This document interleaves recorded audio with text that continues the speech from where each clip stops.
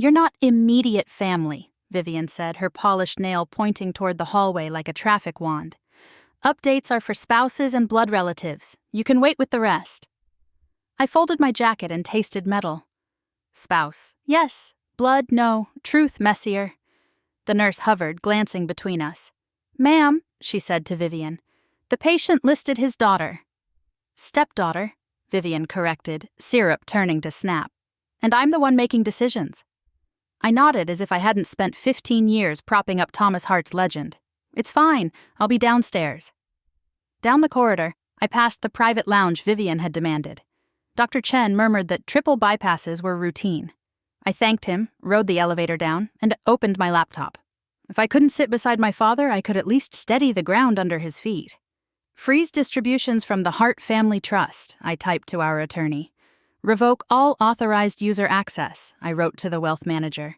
Suspend automatic payments on leased vehicles and club dues. CC the management firm. My phone buzzed. Monthly transfers ready for approval. Hart accounts. I replied, hold pending review. 2 hours later, the first thread snapped. Vivian's black card died at a boutique. 10 minutes after that, club membership in review. I sipped hospital coffee and kept going, scaffolding of indulgence clicking apart in deliberate strokes. The chaos upstairs? Not my problem. The heart on the table was. Mine just beat quieter. A text from my assistant lit the screen again. Confirm. Halt yacht insurance. I typed back. Confirm. Somewhere above me a monitor chimed. I pictured my father's chest rising, falling, still steady, and I kept typing. By evening I'd traded fluorescent corridors for my father's office, a glass cliff above the river. Security knew me. Vivian's name on the access list had already vanished. The night guard lifted the barrier and said nothing. Inside, his study smelled of cedar and old victories. I opened the wall safe with the birthday he always forgot, 0614. A click, then paper. The newest healthcare proxy, signed 3 months ago, named me as agent. Not Vivian. I photographed pages, uploaded copies to the attorney's portal, and slid the originals into a red folder. The boardroom was colder. I called a midnight session with the executives who actually ran things. We'll convert the emergency credit line to protect payroll, I said. Freeze non-essential capex, pause bonuses, and prepare a statement on continuity, not sympathy. Heads nodded. I held their eyes until the nods turned to answers. We designed controls Vivian couldn't undo. On my way out, Malik from facilities handed me an envelope he'd found in my father's desk. Said to give you this if he went under the lights.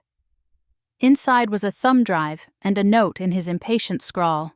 Check the video. Do what's right, even if I hate you for it. Back in the car, I watched him on the screen, recorded a week earlier. Nora, he said, using the name saved for gentleness. I built a kingdom on speed. You were the only one who ever pumped the brakes. If the numbers say we've drifted into fiction, cut the engines, all of them. I killed the screen. City hummed. I had my orders. At dawn, the monitors sang softly and my father lay quiet in recovery. Vivian stood in the doorway. You shut off my cards, she hissed. I stabilized a patient, I said. Financial arrhythmia. We corrected it. She tried to push past me toward the bed. I offered the red folder. Healthcare proxy, signed. You can read or you can leave. For a moment, the only sound was the ventilators counting.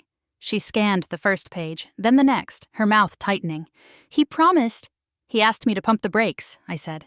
On everything. Her shoulders dropped, fury curdling into tiredness. What happens to me? The same thing that happens to everyone else, I said. We audit, we budget, we tell the truth. Vivian put the folder back, avoiding my eyes. Then tell it well. She walked away, a heel clicking once, then steadier, as if learning a new gait. By noon, the board met, this time by speakerphone. I read the statement I'd written, that the founder was recovering after a successful procedure, that operations were sound, that extravagance had been mistaken for strategy and would end today. I named the cuts, including the yacht that never earned its salt. When I returned to recovery, my father was awake, eyes rimmed in ocean gray. I took his hand, surprised by how light it felt. Engines? He rasped. Cut, I said. We're drifting on purpose until we chart a course. He tried a laugh and winced. I squeezed his fingers. Then set sail when the current's honest, he whispered. I will, I promised, hearing in my own voice the steadiness he'd borrowed for years. This time we go by true north.